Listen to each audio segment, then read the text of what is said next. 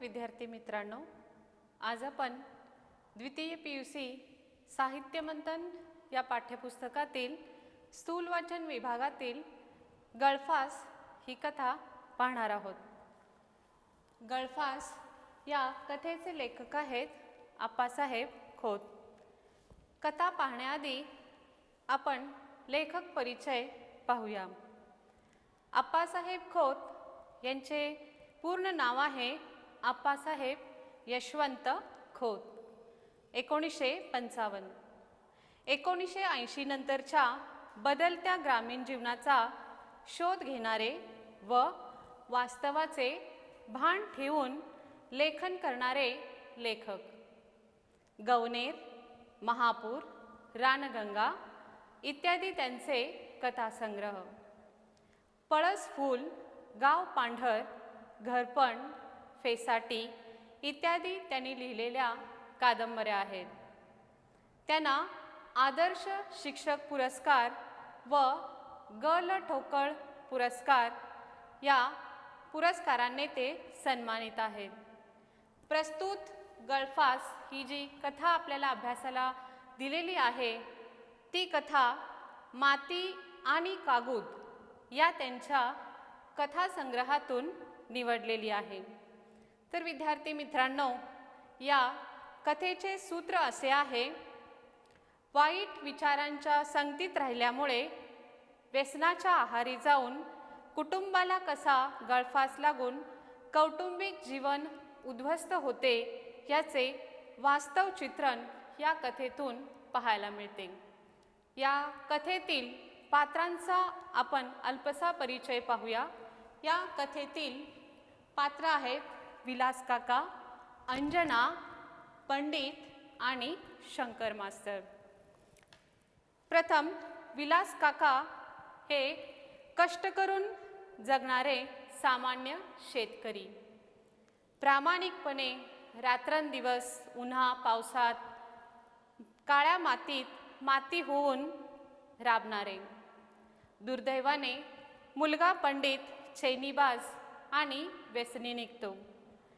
विलास काका आपल्या मर्यादेत राहून आपल्या कुवतीप्रमाणे जीवन जगणारे, स्वाभिमानी, सहनशील, दोष नसताना मुलाच्या व्यसनाधीनतेमुळे दोष नसताना गळफास लागून भोग भोगणारे विलास काका। त्यानंतर दुसरी व्यक्तिरेखा आहे अंजना। अंजना ही विलास काकांची पत्नी आणि पंडितची आई। मुलाला फूस लावणारी, मुलांच्या चुकांवर पांघरून घालणारी, मुलाला परिस्थितीची जाणीव न देणारी आणि मुलाच्या व्यसनाधीनतेमुळे शेवटी पश्चात्तापात होरपळणारी। त्याबरोबरच या कथेतील पुढचे पात्र आहे पंडित। पंडित हा विलास काका व अंजनाचा एकुलता एक मुलगा। वडिलांचा अनादर करणारा, बापाच्या कष्टाची जाणीव नसलेला, वाईट संगतीत राहून व्यसनाच्या आहारी गेलेला, चैनीबाज वृत्ती, व्यसनाधीनतेमुळे पोलिसांच्या अटकेत सापडणारा, गाडी घेऊन धाब्यावर जेवण करणे, दारू पिणे, गुटखा खाणे, मटका खेळणे, नानत्या पोरींची छेड काढणे, डान्सिंग बारमध्ये धुमाकूळ घालणे अशा अनेक वाईट सवयी असलेला हा पंडित। त्यानंतर पुढचं पात्र आहे शंकर मास्तर। शंकर मास्तर हे गावातील शिक्षक।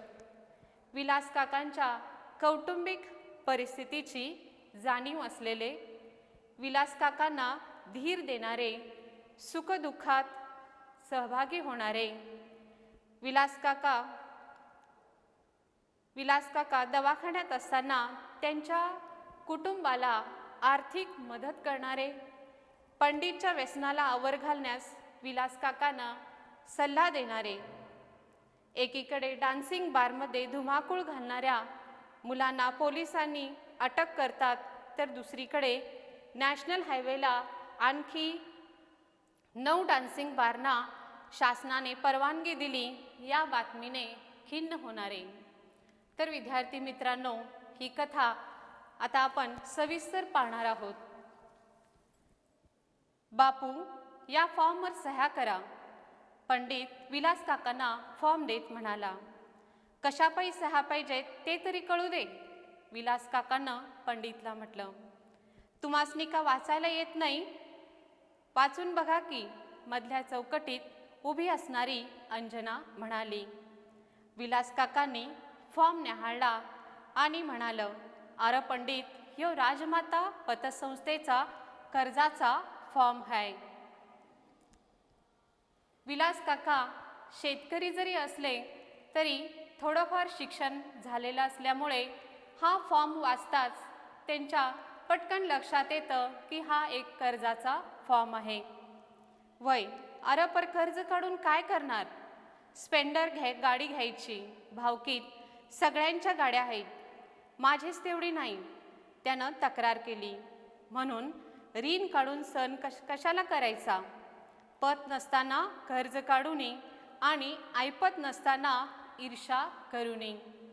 विलास काका आपल्या मुलाला समजावून सांगतात की आपली ऐपत नसताना, आपली कुवत नसताना आपण कर्ज काढून चैनी करू नये. आपल्या मर्यादांची जाणीव असते त्यांना. दुःखाचं मूळ कारण असतं तुलना. पंडित, भावकीतल्या सगळ्या मुलांच्या गाड्या आहेत, माझीच तेवढी गाडी नाही, म्हणून त्या मुलांशी आपली तुलना करतो आणि म्हणून तो दुःखी होतो. मग माझ्या लेकानं हौस कवा करायची कवा? अर्धवटासारखं अंजना बोलली. ती त्याला फूस लावत होती. जावा भावात तिचा पान उतारा झालेला ते काय तिच्या डोक्यातनं जात नव्हतं. ती पुढं म्हणाली, वाणी तिनीचा 7 नवसाचा एकटा माझा लोक गाडी मागतुया आणि तुम्ही काय मान धरीन असा, तो काय घोडा मागतुया वय? अगं अंजे, घोडा परवडला पर यो हत्ती मागतुया. तसा पंडित चिडला. बोटं नाचवीत म्हणाला, बापू, उगच फाटं फोडू नका. सह्या करणार आईसा का नाही ते पहिलं सांगा. पंडित स्प्लेंडर गाडीसाठी हट्ट करतो आणि या हट्टाला अंजना फूस लावत असते. ती सांगते की जावा भावामध्ये आपल्या मुलाची गाडी नाही, याचा पान उतारा झालेला आहे आणि त्यासाठी मुलाला गाडी घेऊन द्या. तो एकुलता एक आपला मुलगा आहे, आपण त्याचा हट्ट पुरवायला पाहिजे असं ती सांगते. तो गाडी मागतोया, तो कुठं घोडा मागतोया? पण विलास काका सांगतात, एखाद्या वेळेला घोडा परवडला पण हा हत्ती मागतोय. आपल्या मुलाचं तिरकस बोलणं विलास काकाला सहन झालं नाही. ते उसळून म्हणालं, नव, नाही सह्या केल्या तर काय डोसक्यात दगड घालणार आहेस? ह्यासाठनं तुला खायला घालून दांडगा केला होय सुकाळीच्या. उगाच सकाळच्या पारी पोराला वाईट वंगाळ बोलू नका. हे असलं वागणं चांगलं नवं. अंजनानं मध्ये तोंड घातलं.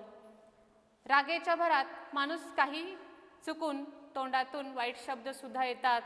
तसं चिडलेले विलास काका मुलाला ओरडून सांगतात की सह्या नाही केल्या तर तू डोक्यात दगड घालणार आहेस का?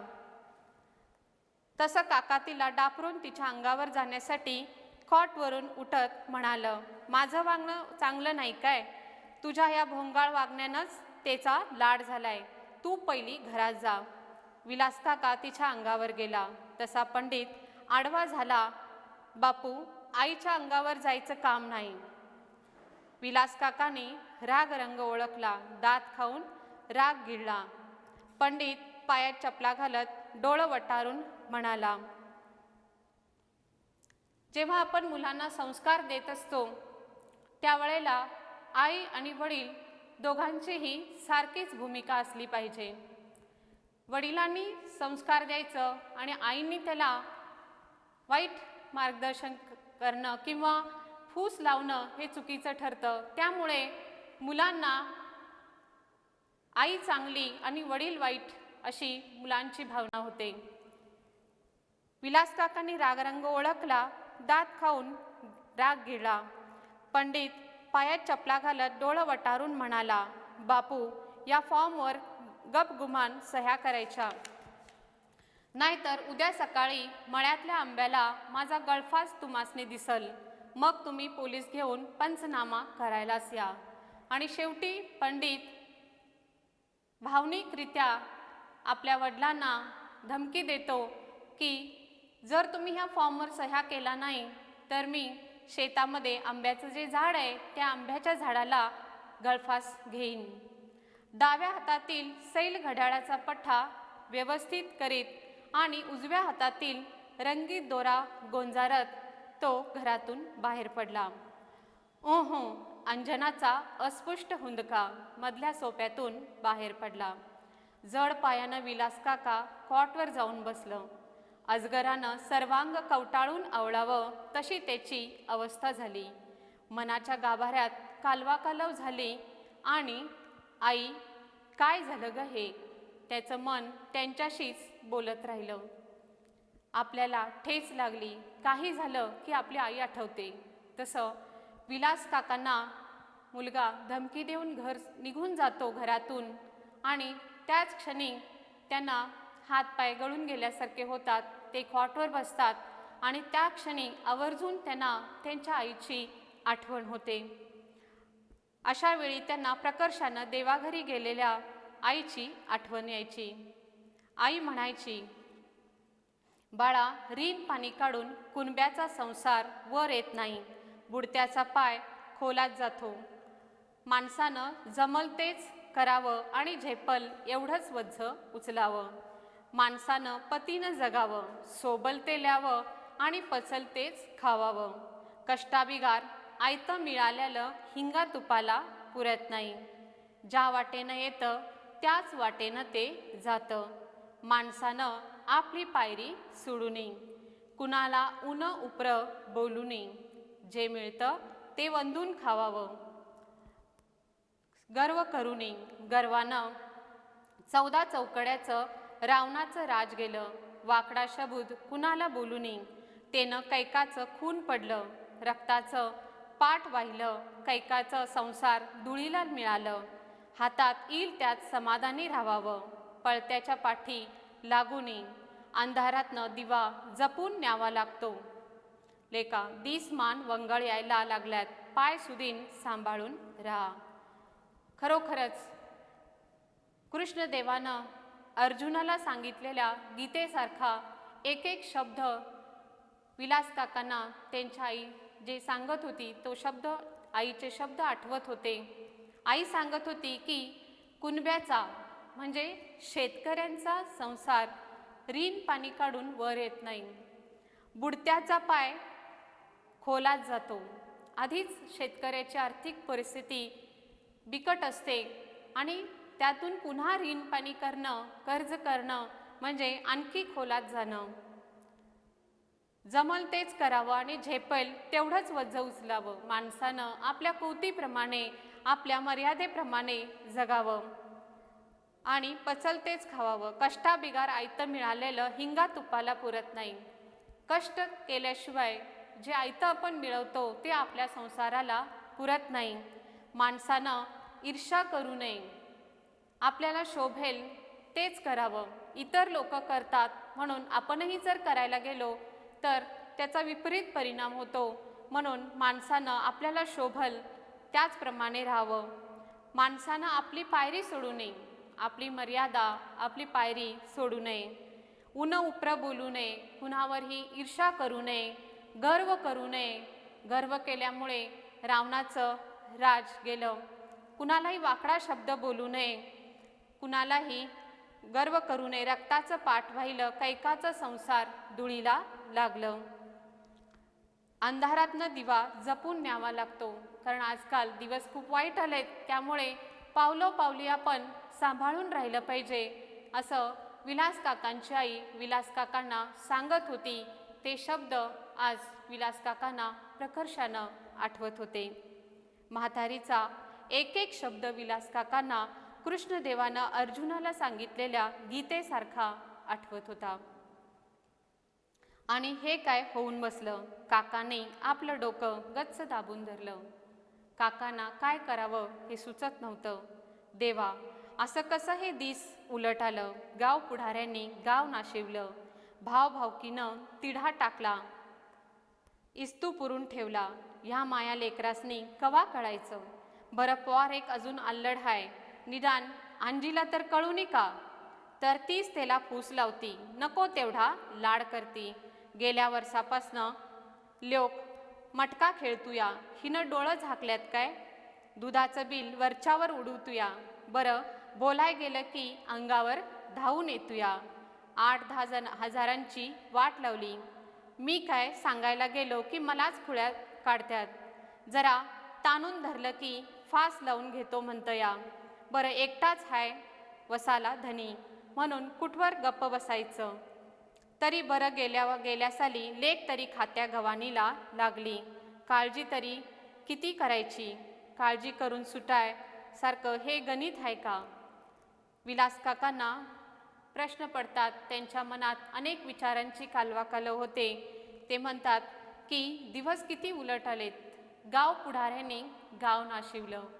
आजकाल प्रत्येक ठिकाणी आपण राजकारण बघत असतो.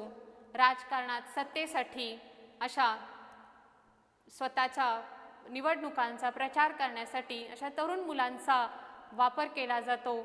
आणि त्यामुळे विलास काकांना वाटतं की गाव पुढाऱ्यांनी गाव नाशिवलं. भावभावकीनं तिढा टाकला.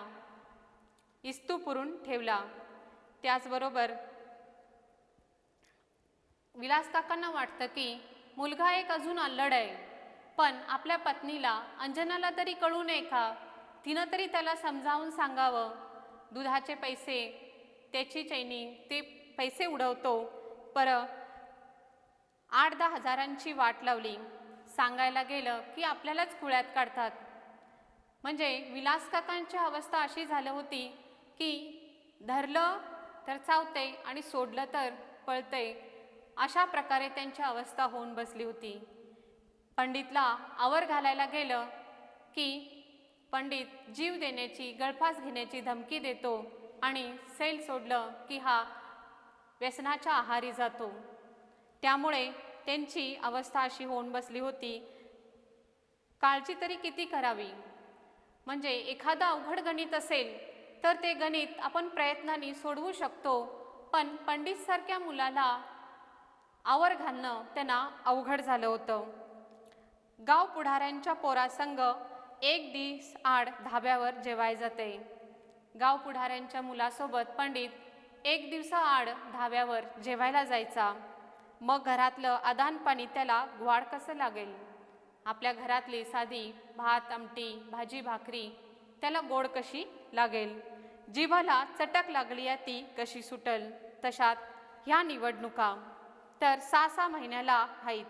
मग पुढाऱ्यासनी अशी छो म्हटल्यावर पळणारी पाहिजे असत्यातच की. कुणाचा धाक नाही, कुणाचं भ्या नाही. आम्ही रातध्याड उन्हा पावसात शेतात मरमर मरायचं. काळ्या मातीत माती व्हायचं. रगात आटवायचं आणि पोरानं गावभर उंडगं हिंडायचं. विलास काका म्हणतात की निवडणुका प्रत्येक 6 महिन्याला निवडणुका असतात आणि ह्या राजकारणी लोकांना त्यांच्या इशाऱ्यावर चालणारी, त्यांच्या इशाऱ्यावर त्यांचा प्रसार करणारी मुलं हवी असतात. त्यामुळे ह्या मुलांना वाईट व्यसन लागतं. मुलं बिघडतात. कुणाचा धाक नाही, कुणाचं भ्या नाही, कुणाचाही धाक नसतो, कुणाची भीती नसते. आम्ही रातधड आई वडिलांनी रात्रंदिवस उन्हातान्हात मातीत माती होऊन राबायचं आणि मुलांनी चैनी करत फिरायचं. शिकल म्हणून कॉलेजला घातला. पैसा अडका कपडा लत्ता काय काय कमी पडू दिलं नाही. खरं शिकला नाहीच. दुसऱ्या वर्षाला एकाला 2 वर्ष नापास झाला. शिकायला चित थारी नको का. मुलानं शिकावं म्हणून सुद्धा विलास काकांनी प्रयत्न केले होते. त्याला कॉलेजला घातलं. पैसा पुस्तकं सर्व काही दिलं. पण पंडित पास झाला नाही.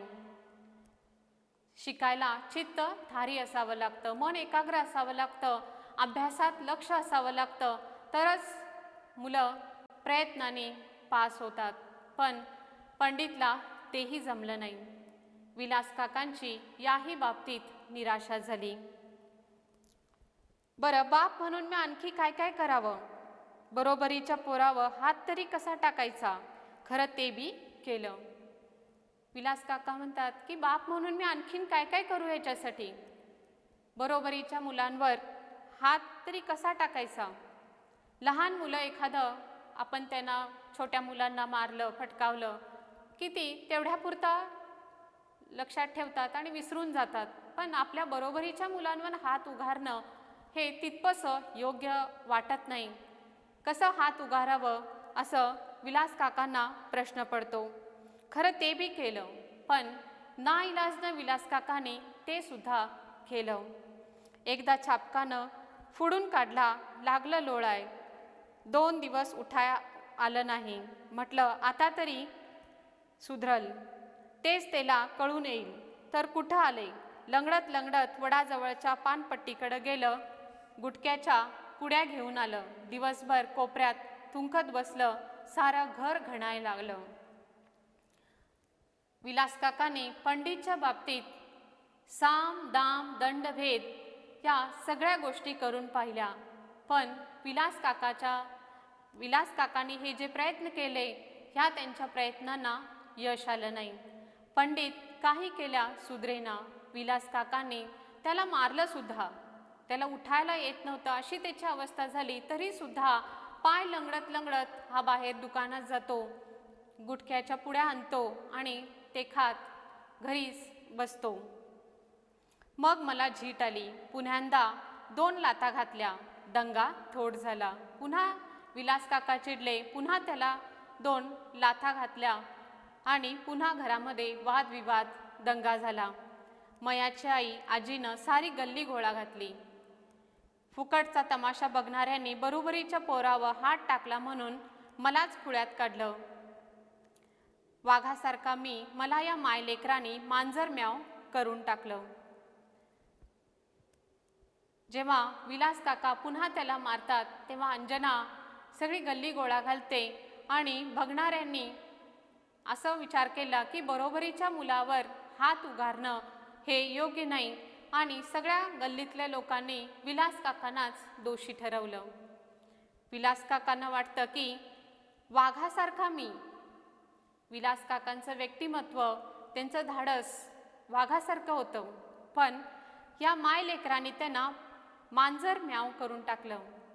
नाती जपण्यासाठी, नाती टिकवून ठेवण्यासाठी, मुलाला आवर घालण्यासाठी काका, वाघासारखे असणारे काका मांजरासारखे नरम होतात.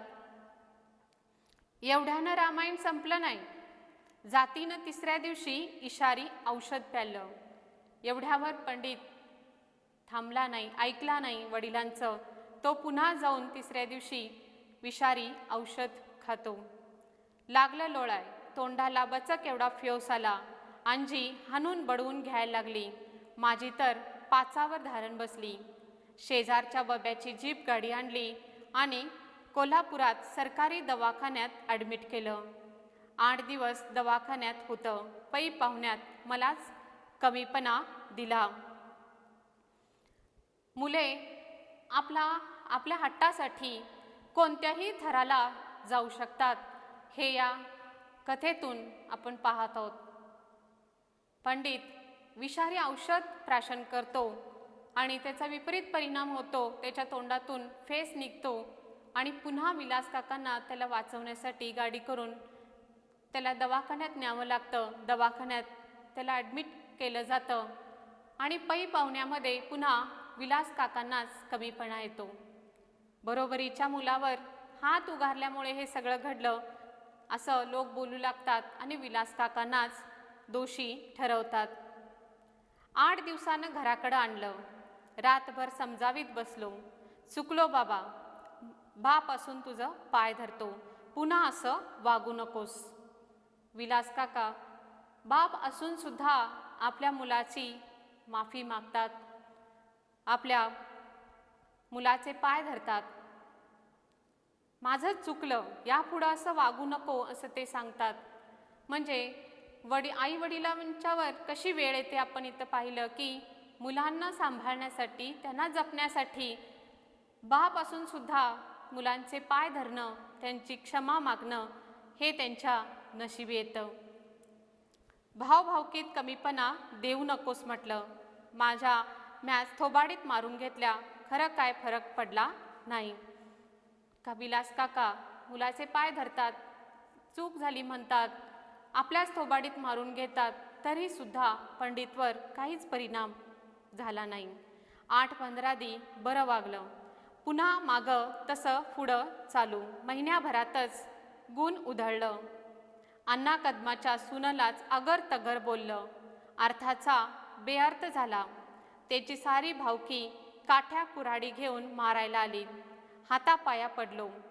चुकलं म्हणून म्याच त्यांचं पाय धरलं. पंडितनं पुन्हा गावामधल्या कदमाच्या सुनेला वाईट बोलतो, तिची छेड काढतो, वाईट बोलतो. त्यामुळे त्यांचे भावकीतले लोक असतात, ती सगळी लोक काठ्या कुऱ्हाडी घेऊन पंडितला मारण्यासाठी येतात. तेव्हासुद्धा विलास काका त्यांचे पाय धरतात. चूक झाली, मुलाची चूक झाली असे म्हणतात.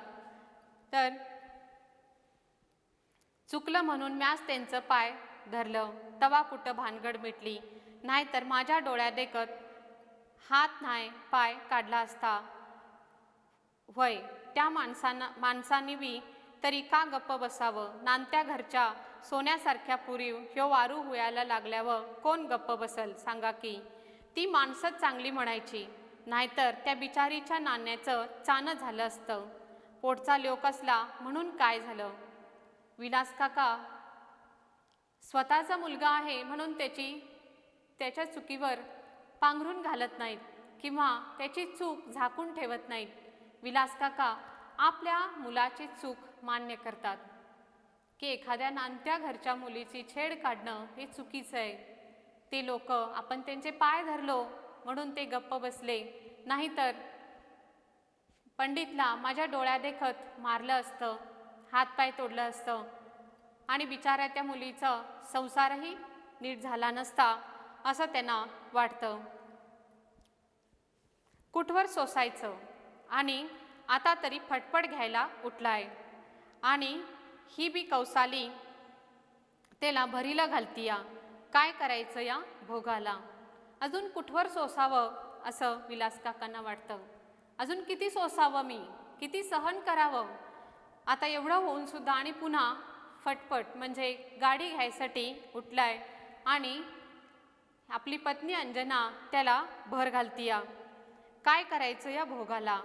देवा, काय माझ्या पोटाला हिरा जन्माला घातलास, का कुण्या जन्माचा वांद्या पोटाला घातलास. एवढं म्या कुण्या जन्मी पाप केलं, कुणाच्या वाळल्या पाचुळ्यावर पाय दिला नाही, का कुणाला नजर वर करून बोललो नाही. हत्तीचं बळ अंगात असताना मुंगीहून साखर खाल्ली आणि आता हे कसलं दिवस आलत. विलास काकांना वाटतं की आपण कुठल्या जन्मी पाप केलं होतो म्हणून देवानं आपल्या पोटी अशा मुलाला जन्माला घातलं. मी कुणाचं कधीच वाकडं केलं नाही, कुणाच्या वाळलेल्या पाचुळ्यावर पाय दिला नाही, कुणाच्याही वैयक्तिक गोष्टीमध्ये कधी दखल दिली नाही. त्याचबरोबर कुणाला नजर वर करून बोललो नाही, कधी कुणाला नजर वर करून बोललो नाही, कुणाशी वैर पत्करलं नाही. आपण असं काहीच केलेलं नाही आणि आपल्याच पोटी असा मुलगा देवानं काय जन्माला घातला हा प्रश्न विलास काकांना पडतो. हत्तीचं बळ असून सुद्धा, अंगात हत्तीचं बळ असून सुद्धा मुंगीहून साखर खाल्ली. मुलाचा बाप असून सुद्धा, धैर्य धाडस असून सुद्धा आपण मुलासाठी नरम झालो, मुंगी होऊन साखर खाल्ली आणि आता हे कसलं दिवस आलेत. त्या रात्री विलास काकाला झोप लागली नाही. सकाळी मळ्याकडे जाताना त्यानं मनावर दगड ठेवून फॉर्मवर सह्या केल्या आणि मळ्याची वाट धरली. त्या रात्री विलास काकांना झोप लागली नाही. सकाळी मळ्याकडं म्हणजे शेताकडं जात असताना आपल्या मनावर दगड ठेवून मन कठोर करून विलास काका त्या कर्जाच्या फॉर्मवर सह्या करतात. कारण सह्या नाही केल्या तर मुलगा गळफास घेईल असलेला एकटा वसाला धनी असलेला एकुलता एक मुलगा हाही विचार त्यांच्या डोक्यात येतो आणि म्हणून मन घट्ट करून विलास काका त्या फॉर्मवर सह्या करतात. त्या दिवसापासून विलास काका गावाकडं आला नाही. सकाळीच न्याहारीच्या जेवणाबरोबर संध्याकाळचं जेवण यायचं. शिळं तुकडं खाऊन तो मळ्यात वस्तीला राहिला. विलास काकांना खूप मनस्ताप झाला होता. त्या दिवसापासून विलास काका मळ्यातच राहू लागले. ते घरी परत आले नाहीत. न्याहारीच्या त्यांच्या जेवणाबरोबरच संध्याकाळचं जेवणसुद्धा दिलं जायचं. शिळे तुकडे खाऊन मळ्यातच विलास काका वस्तीला राहू लागले. मळ्यात शेडमधील मुक्या जनावरोबर हितगुज करीत राहिला. या माणसांपेक्षा मुकी जनावरं त्याला शहाणी वाटू लागली. कितीही लाख समजावून सांगितलं तरीही पंडितच्या वागण्यावर काहीच परिणाम होत नाही आहे. माणूस असून सुद्धा यांनी समजून घेतलं नाही आणि त्यापेक्षा ही मुकी जनावरं त्यांना बरी वाटतात. त्यांना गोंजारलं, त्यांना त्यांच्या डोकीवरून हात फिरवलं की ती आपल्याला लळा लावून घेतात. विलास काका त्या जनावरांशी हितगुज करू लागले. माणसांपेक्षा ही जनावरं त्यांना शहाणी वाटू लागली. तरीही ज्याला शहाणपण यायला हवं होतं त्याला शहाणपण आलं नाही. माणूस हा बुद्धिमान प्राणी म्हणतो आपण, पण काही वेळेला माणसांपेक्षा पशुपक्षी जनावरं शहाणी ठरतात. उलट विचारणारं कोणी नाही म्हटल्यावर सगळं रान मोकळंच.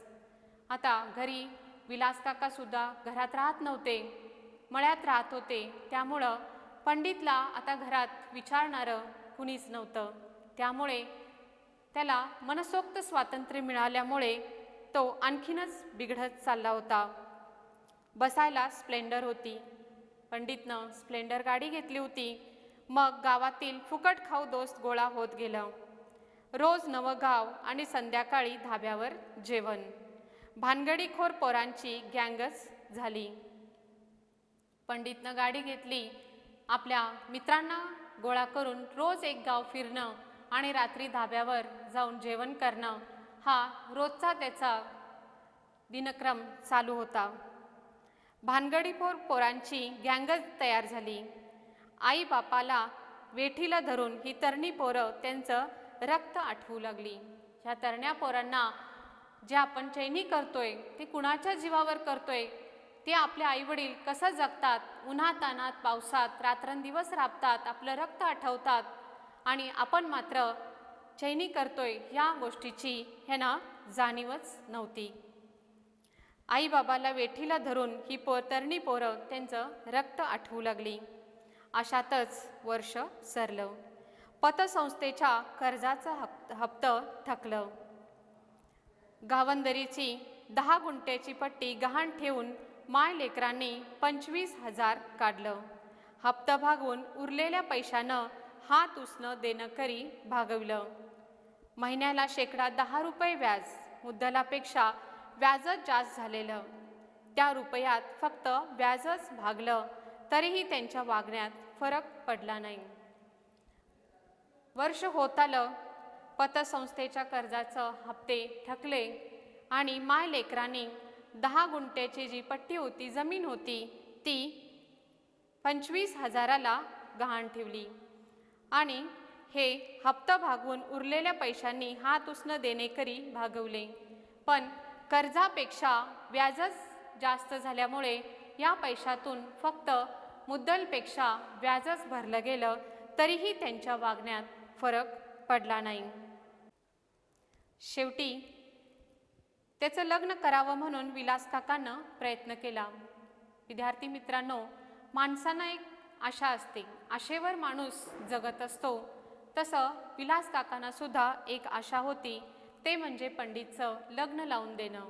लग्नानंतर तरी पंडित सुधारेल, जबाबदारी येईल त्याच्यावर घर संसाराची आणि तो सुधरेल असं त्यांना वाटत होतं. पण पंडितचं व्यसन, त्याच्या वाईट सवयी सगळ्या गावभर माहिती होत्या.